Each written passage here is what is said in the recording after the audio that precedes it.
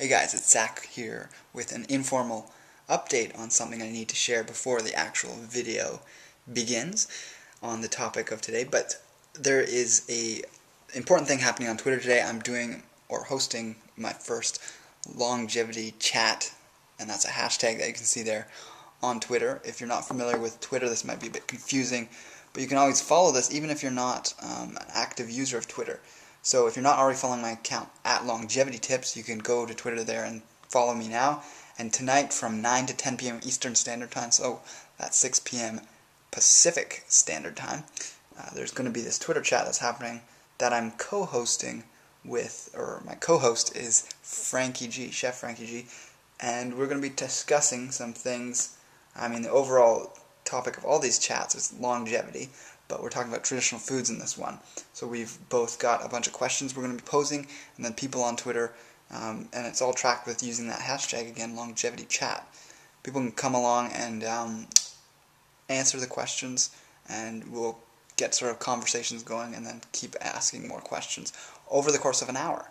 So it's a fun little thing to do and hang out and chat with us on Twitter. So again, that's 9 p.m. Eastern Standard Time. And these are going to be happening every 2 weeks, basically on the full moon and the new moon. So it's not the exact same day every 2 weeks, but it is roughly every 14 days. So a great thing about these chats is that you get really connected with the community of people who are actually active on Twitter. So there's a lot of Twitter accounts that are just garbage. There are people posting blog posts, and they never actually socialize on there. I mean, Twitter really is supposed to be like a big cocktail party where people are socializing. And that develops relationships, develops networking, you get ideas from other people, you retweet each other. And that's the idea of a Twitter chat. It just really sort of ramps up the community aspect of something. And that's what I'm hoping to accomplish with these regular longevity chats. So this is the first one. It's the first one of the new year. And I'm really excited to have Frank Giglio on here with this. So come on out, and I hope to see you tweeting. And here we are with the main video.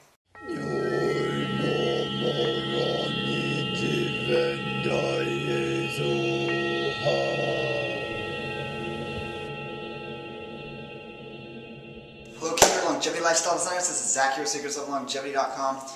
I apologize in advance about the lighting. It's not optimal. I have my overhead light bulb burnt out, and I'm out of light bulbs, and I don't have a ladder that reaches my 10-foot high ceilings here yet. So, I got my blood test results in. I had this done on December 2nd. I've had the results for a while, just haven't made a video about it yet. Everything was normal. It wasn't a huge test, and I'm going to have some more in the, probably by the spring I want to get some more tests done. I'd like to get my free testosterone tested again. But yeah, we'll just put this up on a wall and we'll zoom in a moment. But the main things I wanted to sort of clarify was the iron was the main thing I got checked, B12, TSH for thyroid, free testosterone, and there's glucose and other blood parameters, but didn't get a complete blood count this time, but in the future I'll do sort of a more lipid profile for cholesterol and that type of thing, but it's not on this one here. So I hope this is visible from here. As you can see, Martin-Kilgour, Zachary Govan, any other things. December 2nd, 2011. That's the date collected. December 2nd, that's the date it was printed, the 5th of December. Okay, so we've got, sorry, it turns out so poorly on this camera. If I come out, you can see it a bit. Oh, that's a good distance. You can see the numbers too. So you can kind of see the numbers there. I'm not going to zoom into any of those because those are the less important ones, but you can see here those are the ranges and everything's in range. All these numbers here, if you can make them out, are in the range of these numbers. Those are the units. So the important stuff, I guess the glucose is kind of important. 5.0 with a range of 3.3 to 7.8, so that's perfect. TSH, 0.40, and you want it between 0.30 and to 5.60. B12, mine was 423. and anything under 133 is a problem. Next we have the ferritin. So actually I think that's a great number. I guess I can get that way higher. But yeah, it's not a problem in the slightest. Ferritin, which is iron, 58, and ideally you want it between 25 and 200. So I could see that get up a little higher as well. And having been someone who had low iron, I guess it takes time to bring it back up. But that wouldn't be problematic. So free testosterone is next, or the final one, 75.8. And the range here is 15.6 to 146. And this is a strange unit of measurement. I got to talk to my doctor about this. But PMOL per liter, forget what it stands for. I tried looking up conversions online and could not find any that made sense. It's very confusing.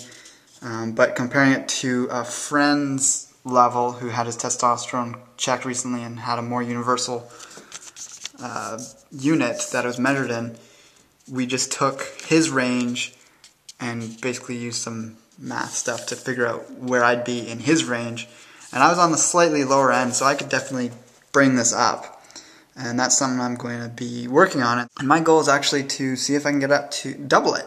That seems perhaps maybe a little lofty, but if you shoot for something ridiculous, you might get a good result. So I want to get it actually right up to 150.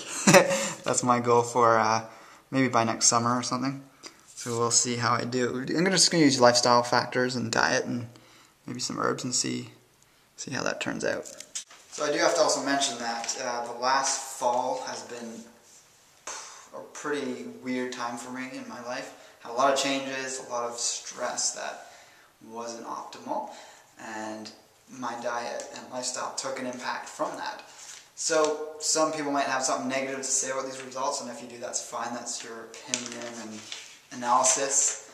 I'm open to suggestions, but really the way things are going to be going now, I'm going to see some improvements in this because this was taken right after I'd sort of just basically moved into this new apartment here, and all of a sudden my life's back on an even keel. And even if I were to get a test right now comparing the same things to the beginning of December, I'd probably have seen a big change and improvement, even specifically in the iron levels.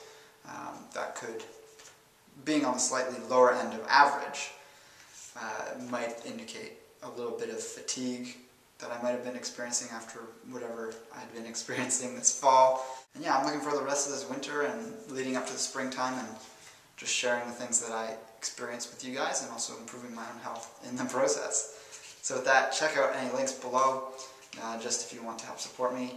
There's, of course, the Thrive's products if you have a similar situation with testosterone and want to give it a little boost up there. And with that, take care and embrace life without limits.